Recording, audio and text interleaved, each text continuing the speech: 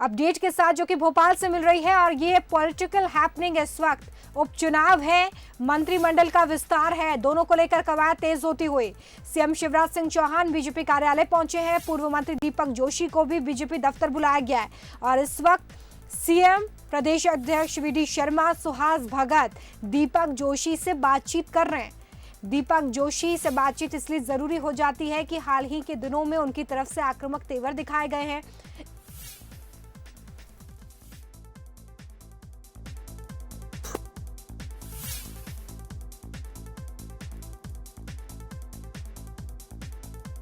संवाददाता Jugal Kishore phone line पे जुड़ गए।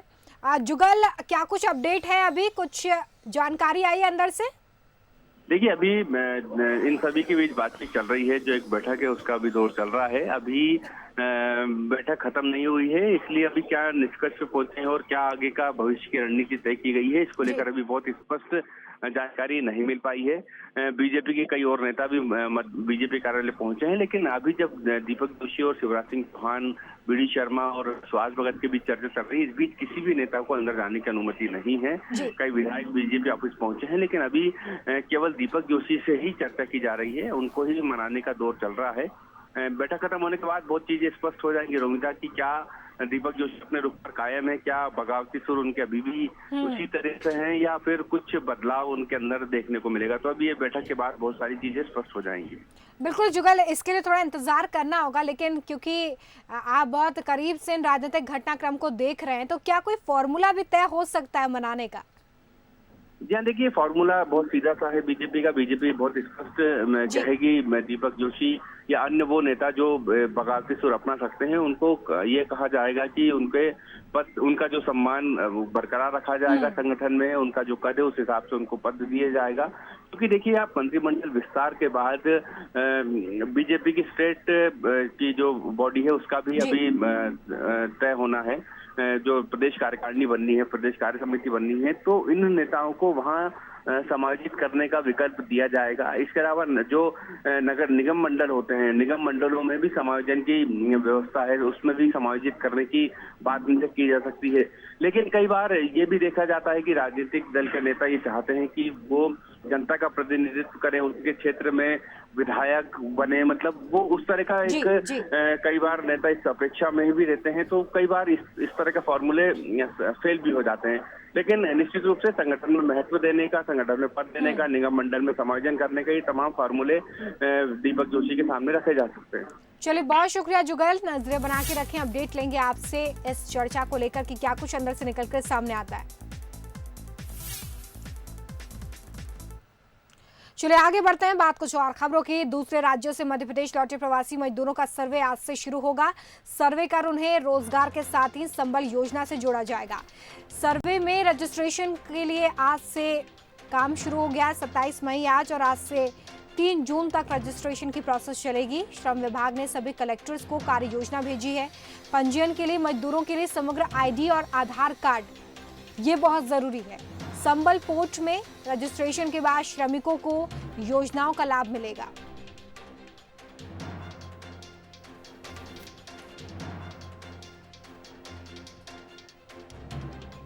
और देखिए, रोजगार सेतु इसको काफी महत्व दिया गया है, क्योंकि यही वो एक योजना इस वक्त जो रोजगार देगी।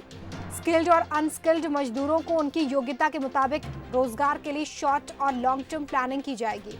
इसके लिए रोजगार सेतु बनाया जा रहा है। सीएम ने सभी अधिकारियों को निर्देशित किया है कि लॉन्ग टर्म प्लानिंग में कुशल मजदूरों, उद्योग और निर्माण कार्यकर्ता जो हैं, जो कंस्ट्रक्शन काम करते हैं, उनकी जानकारी एक ही प्लेटफॉर्म पर उपलब्ध कराई जाए, ताकि जरूरत पड़ने पर ये सभी उद्यमी और जो निर्माण करता है वो इन मजदूरों को यहीं से सीधे संपर्क कर सकें। उनके लिए यहाँ पर जानकारी जुटाना काफ़ी इजी हो जाए।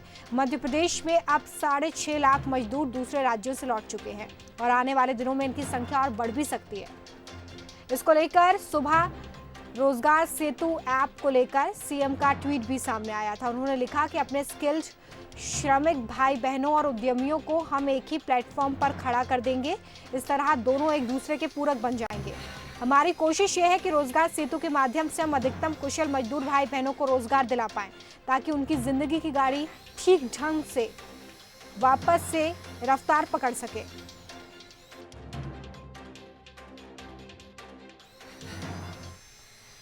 कोरोना ने श्रमिक वर्ग को सबसे ज्यादा प्रभावित किया है। दूसरे राज्यों में रहकर अपना जीवन यापन करने वाले मजदूर लॉकडाउन के दौरान भारी अव्यवस्थाओं के बीच वापस अपने घर लौट रहे हैं। जो लौटे हैं उनमें से आधे से ज्यादा अब वापस शहरों का रुख नहीं करना चाहते हैं। विकास संवाद संस्था ने मजदूरों के बीच पहुंचकर इस सर्वे को किया है और उसका जो नतीजा निकला है उसके हिसाब से हम आपको बताते हैं कि मजदूरों के मन की बात क्या है। मजदूर अब ये नहीं चाहते हैं कि वो उन महानगरों को वापस लौटें।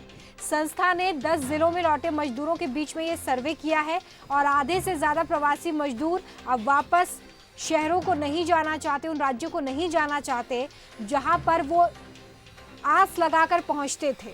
1/4 ऐसे भी मजदूर हैं जो अभी असमंजस में हैं कि वो जाना चाहते हैं कि नहीं जाना चाहते हैं। 21% हालात सामान्य होने के बाद वापस महानगरों की तरफ रुख करेंगे, ऐसी इच्छा जाहिर की है। जिन मजदूरों के बीच सर्वे हुआ है उनमें से आधे से ज्यादा निर्माण क्षेत्र से जुड़े हुए हैं, जो कि किसी ईंट भट्टी पर या कंस्ट्रक्शन साइट पर काम किया करते थे। लॉकडाउन के बाद आधे मजदूरों को पूरी मजदूरी का भुगतान भी नहीं किया गया। 1/4 ऐसे मजदूर हैं जिनके पास तो 500 रुपए से भी कम नकदी थी। हर 100 में से 7 मजदूर ऐसे हैं जिन्हें घर लौटने के लिए इतनी जद्दोजहद करनी पड़ी है कि वो कंगाल तक हो गए हैं। 11% मजदूर ऐसे हैं जो घर लौटे थे तो उनके हाथ में 2000 से ज्यादा पैसे थे।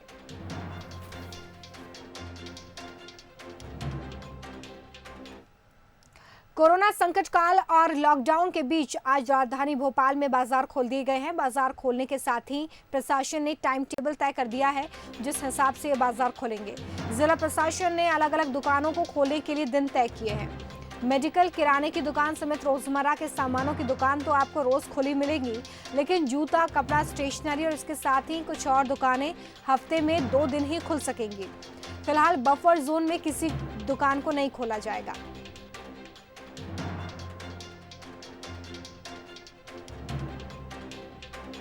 बाद और लॉकडाउन के चौथे चरण में अब भोपाल शहर में क्लस्टर व्यवस्था के तहत दुकानें खुलना शुरू हो गई हैं। आज भोपाल के पुराने शहर में जो चौक बाजार है वहां पर कपड़ों की, साड़ियों की, शूटिंग शर्टिंग की दुकानें खुली हुई हैं। तस्वीर पूरी तरीके से बदली हुई नजर आ रही है। ग्राहक एक एक दो करके दुकानों के अंदर प्रवेश कर रहे हैं और जो दुकान संचालक हैं वो भी पूरे एहतियात के साथ अपना काम कर रहे हैं और जो मास्क है वो लगाए हुए हैं, जो सैनिटाइजर है उसका उपयोग किया जा रहा है और ग्राहक भी जो तमाम तरीके की गाइडलाइन है उनका पालन कर रहे हैं। यहाँ पे जो दुकान संचालक है उनसे बात करेंगे। सर, क्या बदली हुई तस्वीर है इस बार? लॉकडाउन के 2 महीने हो चुके हैं, आप दुकान खुल रही है। लोग दुकानदार में ग्राहक तो आ रहे हैं मगर आपस में डिस्टेंसिंग का बहुत, इसमें हम लोगों को भी बहुत ज़रूरी है क्योंकि 2 महीने बाद ये इतनी भीषण कोरोना का पॉइंट माने जो रहा तो इसकी वजह से थोड़ा सा ग्राहक डरा हुआ है और व्यापारी भी थोड़ा डरा हुआ है। इसलिए इसमें अपने को आत्मनिर्भर बनने के लिए ग्राहक और व्यापारी दोनों को इसमें सपोर्ट करना पड़ेगा, तब जाके इसमें ये काम चल सकेगा क्योंकि ये इतनी खतरनाक महामारी है। इसमें अपन को इस कोरोना में जीने की आदत डालना पड़ेगा और इसमें आदमी को एक दूसरे से थोड़ा सा दूर हटके ही रहना चाहिए। जितना से ज़्यादा हो इसमें सोशल डिस्टेंसिंग का पालन जरूर करना पड़ेगा। सर, 2 महीने के बाद दुकान खोली है, अब किस तरीके से आप काम आगे चलाएंगे? देखिए, सोशल डिस्टेंस रखना पड़ेगा, सैनिटाइज करना पड़ेगा और बिना मास्क के किसी को एंट्री नहीं देना पड़ेगा। 3 चीज़ों पर विशेष ध्यान दिया जाएगा। तो इस तरीके से जो दुकानें हैं वो खुलने का अब सिलसिला जो है भोपाल में शुरू हो गया है। जो यहाँ पे दुकान संचालक है उनका साफ तौर पर कहना है कि हमारे लिए पहली जिम्मेदारी होगी कि जो ग्राहक पहुँच रहे हैं उनसे कोरोना की जो गाइडलाइंस हैं उनका पूरी तरीके से पालन किया जाए और जो दुकान संचालक हैं वो भी पूरी तरीके से सारे एहतियात को बरतें, सारी चीज़ों का ध्यान रखें और इसके साथ अपना व्यापार आगे बढ़ाएं। तो ये तस्वीरें हैं जो भोपाल से हम आपको दिखा रहे थे। कैमरामैन भरत बुंदेला के साथ भोपाल से बंसल न्यूज़ के लिए वासु चौरे की रिपोर्ट। इंदौर में संक्रमण के मामले लगातार बढ़ रहे हैं, लेकिन इस बीच लॉकडाउन के चौथे चरण में कुछ रियायतें दी जा रही हैं। खाने पीने के शौकीन इंदौरियों के लिए राहत भरी खबर यह है कि अब आप घर पर खाना मंगाकर इसका लुत्फ उठा सकते हैं। होम डिलीवरी की मंजूरी दे दी गई है, प्रशासन ने परमिशन दी है। साथ ही इंदौर में आज से सरकारी दफ्तर खोल दिए गए हैं। दफ्तर खोलने के आदेश कल ही जारी कर दिए गए थे, लेकिन अभी भी यहाँ पर आम लोगों की एंट्री नहीं हो सकेगी। साथ ही चोइथराम मंडी में आलू प्याज लहसुन की थोक में खरीदी बिक्री की अनुमति भी दे दी गई है। तो अब धीरे धीरे देखिए रिलैक्सेशन के साथ और तमाम नियम कायदों का पालन करते हुए पटरी पर लौटी जिंदगी एपिसेंटर इंदौर में।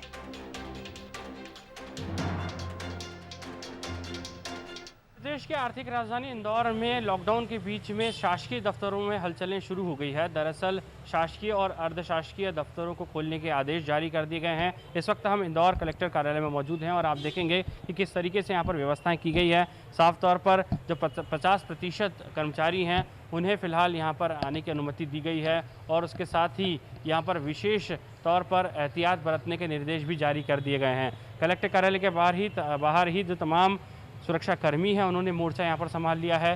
सिर्फ जो आवश्यक ज़रूरी सेवाओं से जुड़े लोग हैं, जिन्हें कोई आवश्यक काम है, उन्हें ही अंदर जाने की अनुमति दी गई है। ये भी निर्देश जारी कर दिए गए हैं कि कोई भी व्यक्ति बगैर मास्क पहने अंदर प्रवेश नहीं करेगा, सोशल डिस्टेंसिंग का खास तौर पर ख्याल रखेगा।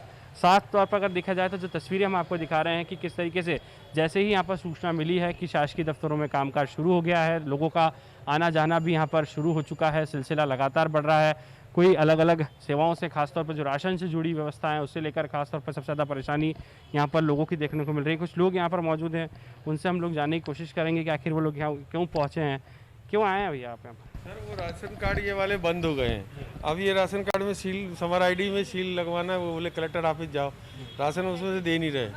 अब 3-4 महीने से काम पे नहीं है। अभी अधिकारी आए हैं क्या? अभी कोई भी नहीं आया है, बोल रहे हैं साहब लोग बोल रहे हैं अभी बंद है। आप क्यों आए हैं? अधिकारी लोग साहब हमारे छोटे छोटे बच्चे हैं, हमको राशन नहीं दे रहे हैं, कुछ भी नहीं, हमारे कने कॉपी नहीं है।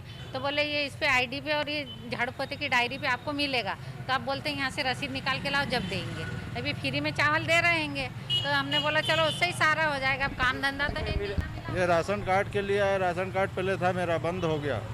तो अब ये झाड़ू पोछा की डायरी और समराइडी से बोल रहे थे मिलेगा, लेकिन वहाँ भी गए कंट्रोल पे तो दे नहीं रहे हैं, बोले वहाँ कोई जानकारी नहीं है। आप क्यों आए यहाँ पर? बैंक से पैसा निकालना सेविंग खाते में से, तो मेरे को बोले नहीं निकालने देंगे। बोले अभी कोई अधिकारी मुलाकात नहीं हुई? वहाँ अभी होके आया तो बोले कलेक्टर से लिखा हुआ होगा तो हम निकालने देंगे आप। देखिए ये तमाम परेशानियां हैं, खासतौर पर राशन को लेकर सबसे ज़्यादा दिक्कतें आ रही हैं और उसी सिलसिले में लोग यहाँ पर पहुँच रहे हैं। कुछ लोगों को बाहर भी जाना है, हालांकि सख्त निर्देश यहाँ पर दिए गए हैं कि किस तरीके से यहाँ पर जो लोग पहुँच रहे हैं उनके लिए खासतौर पर जो अधिकारी हैं वो मौजूद रहेंगे। अब तमाम जो यहाँ पर निर्देश जारी किए गए हैं उन निर्देशों के बीच में 50% जो लोग हैं वो मौजूद रहेंगे। अर्धशासकीय जो कार्यालय है वहाँ पर भी यही व्यवस्था रहेगी, लेकिन साफ तौर पर सोशल डिस्टेंसिंग का ख्याल रखना भी बहुत ज़रूरी है और जिस तादाद में यहाँ पर लोग पहुँच रहे हैं उसके बीच में कहीं ना कहीं नियमों का पालन करवाना भी प्रशासनिक अधिकारियों के लिए और कर्मचारियों के लिए एक बड़ी चुनौती होगा। इंदौर से कैमरा पर्सन जितेंद्र मकवाने के साथ पीयूष पारे, बंसल न्यूज़। रुक करेंगे देवास से मिल रही खबर का, जहां पर 5 नए कोरोना पॉजिटिव मरीजों की पुष्टि हुई है। 91 तक अब यहां पर पारा पहुंच गया है।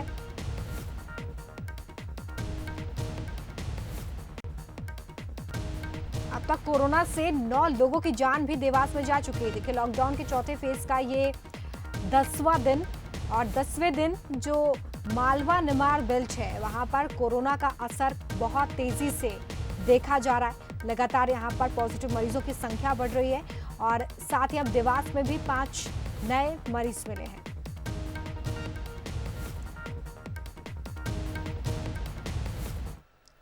वहीं राजधानी भोपाल में भी कोरोना संक्रमित मरीजों का आंकड़ा रोजाना बढ़ रहा है। अब कोरोना का संक्रमण राजभवन तक पहुंच गया है। राजभवन परिसर में 6 लोगों की रिपोर्ट पॉजिटिव पाई गई है। जाहिर है कि पिछले दिनों संक्रमित एक युवक के माता पिता भी पॉजिटिव मिले थे, जिसके बाद राजभवन में खतरा बढ़ गया। आज भोपाल में 19 कोरोना पॉजिटिव मरीज मिले हैं, जिनमें से 6 मरीज राजभवन के हैं।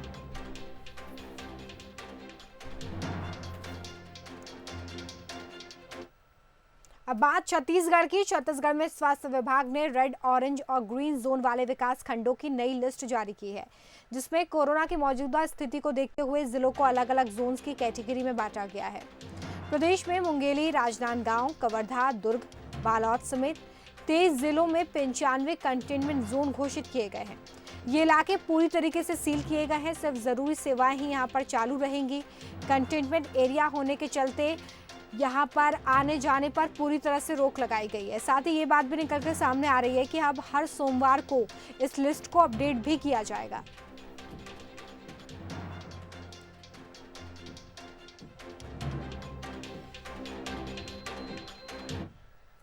सुहागपुर से खबर है, जहां पर तेंदुए के हमले की वजह से एक चौकीदार की मौत हो गई है। सतपुड़ा टाइगर रिजर्व के चौकीदार की मौत हुई है। तेंदुए के हमले से चौकीदार की मौत हुई। सूचना मिलने के बाद वन विभाग के अधिकारी मौके पर पहुंचे हैं। सतपुड़ा टाइगर रिजर्व एरिया का पूरा ही मामला है।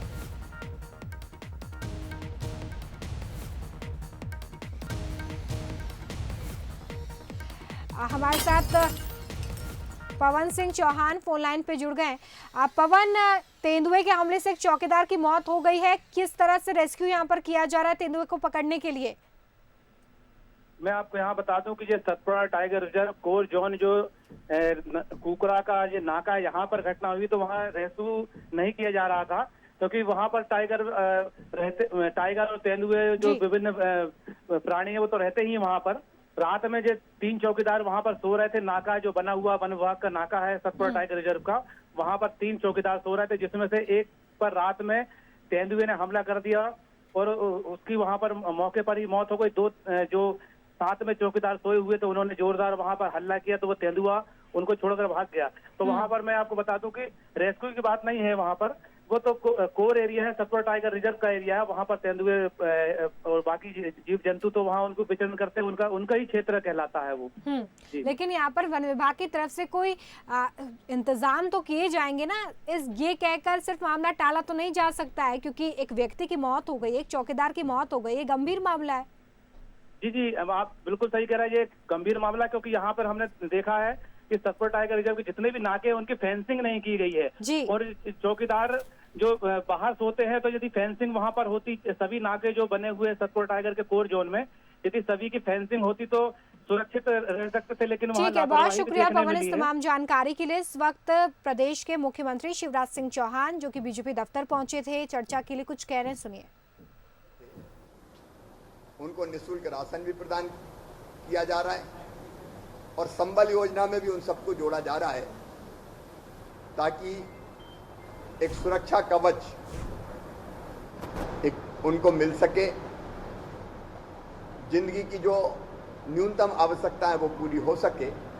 लेकिन उसके साथ साथ हमने रोजगार सेतु नाम की एक योजना बनाई है, जिसके अंतर्गत जो कुशल मजदूर हैं, स्किल्ड लेबर हैं, उनकी सूची हम बना रहे हैं हर पंचायत में। आज से काम प्रारंभ हो रहा है और वो सूची बनने के पश्चात फिर हम एक प्लेटफॉर्म बनाएंगे रोजगार सेतु को, जिसमें जिस तरह का काम वो मजदूर भाई बहन जानते हैं, उस काम की जिस फैक्ट्री में ज़रूरत है या कहीं इंफ्रास्ट्रक्चर के काम हो रहे हैं, पुल पुलिया सड़क बांध के, उसमें उनकी ज़रूरत है तो उनको उसमें लगाने का, काम दिलाने का प्रयास किया जाएगा। एक प्लेटफॉर्म होगा जो एक तरफ इंडस्ट्री के काम की ज़रूरतें पूरा करेगा और दूसरी तरफ ज़रूरतमंद कुशल मजदूर भाई बहनों को रोज़गार दिलाएगा, ताकि संकट के समय हम उनको रोज़गार दे सकें। हमने ये फैसला भी किया है कि अब कोई मजदूर अगर बाहर के प्रदेशों में काम करने जाएगा तो हम कलेक्टर्स को निर्देश दे रहे हैं, उनकी पूरी सूची हमारे पास रहेगी, कौन किस प्रांत में कहाँ कहाँ। आज तो कोई सवाल ही नहीं, मैं भविष्य की बात कर रहा हूँ, ताकि हम वहाँ भी उनकी देखभाल ठीक ढंग से कर पाएँ। प्रदेश की जनता से मुलाकात करने जाने वाले हैं। ऐसा है कि 31 तारीख तक लॉकडाउन है और मैं मर्यादाओं में बंधा हुआ हूँ। अब कैसे रुका हूँ मैं ही जानता हूँ, कितनी मुश्किल से अपने आप को मैंने रोका है, क्योंकि हमको 2 गज की दूरी और कार्यक्रमों में नहीं जाना और बाकी सब चीज़ का पालन करना मैं करूँगा, तब मैं दूसरों को कह सकूँगा। 31 तारीख को लॉकडाउन के बाद अगर देश से लॉकडाउन समाप्त होता है तो मैं फिर सारी सावधानियां जिनका पालन करना चाहिए उनका पालन करते हुए विशेषकर जनता मजदूर भाई बहनों में मैं जाना प्रारंभ करूंगा। जहाँ तक गेहूं खरीदी का सवाल है, कोई सिस्टम और व्यवस्था बनी नहीं थी गेहूं खरीदने की। मैं तो 23 मार्च की रात को मुख्यमंत्री बना हमने आनन फानन में व्यवस्थाएं की गेहूं के खरीद की और हमारा अंदाज था कि 60-65 लाख मीट्रिक टन गेहूं लगभग हर साल उपार्जन करना पड़ता है। हमने 100 लाख मीट्रिक टन गेहूं को खरीदने की व्यवस्थाएं की थी, बारदाने और बाकी सब इंतजाम किया था, खरीदी केंद्र बढ़ाए थे, लेकिन कल की तारीख तक 118 लाख मीट्रिक टन एक रिकॉर्ड है मध्य प्रदेश के इतिहास में। और अब हम हरियाणा को बहुत पीछे छोड़ के पंजाब के पास पहुंच गए। 118 लाख मीट्रिक टन गेहूं हम उपार्जित कर चुके हैं। बारदाने जहां से भी जुट रहे हैं हम लगातार जुटाने का प्रयास कर रहे हैं और हमारी पूरी कोशिश है कि हम अपने किसान भाइयों के पूरे गेहूं को खरीद पाएं। दिनों रात उस काम में लगे हैं। किसान भाई धैर्य रखें, SMS करने पर जाएं, थोड़ी देर लग सकती है, लेकिन जिनका जो पात्रता है, जिनका गेहूं है वो पूरा खरीदा जाए। कोरोना की क्या समीक्षा आप लगातार कर रहे हैं? कोरोना की मध्य अभी क्या स्थिति है, आगे हम क्या? लॉकडाउन खुल रहा है सर और ऐसे में बाजार खुल रहे हैं और कोरोना की संख्या बढ़ती आ रही है। देखिए, आर्थिक गतिविधियां चालू करनी पड़ेगी क्योंकि दुनिया अब ऐसे चल नहीं सकती। एक तरफ कोरोना का भयानक संकट है, लेकिन मध्य प्रदेश में काबू में है, नियंत्रण में है। आपने देखा मध्य प्रदेश में रिकवरी की दर, ठीक होने की रेट 53% हो चुकी है। मतलब जो मजदूर आए उनमें से 53, जो पेशेंट आए उनमें से 53% ठीक होकर जा चुके हैं। कुछ पॉजिटिव आएंगे क्योंकि कई जगह हमारे प्रवासी मजदूर भाई बहन आए हैं, मैं उनको दोष नहीं देता, लेकिन उसके कारण भी संक्रमितों की संख्या बढ़ी है। और कहीं कहीं जैसे कल सांवेर में एक पारिवारिक कार्यक्रम में इंदौर से कोई पहुंचे, उनके कारण 20 इकट्ठे निकल गए। अब इस तरह कितनी भी सावधानी रखें, कोई ना कोई घटना ऐसी होती है, तो पर्याप्त व्यवस्था और सावधानी हम रखेंगे। स्थिति पूरी तरह से नियंत्रण में है। कोरोना का भी मुकाबला करेंगे क्योंकि इसके साथ ही जीना होगा। अभी कोई और तरीका नहीं है। तो इसको नियंत्रित करते हुए हम आर्थिक गतिविधियां भी चालू करेंगे और मुझे लगता है कि सब ठीक रहेगा।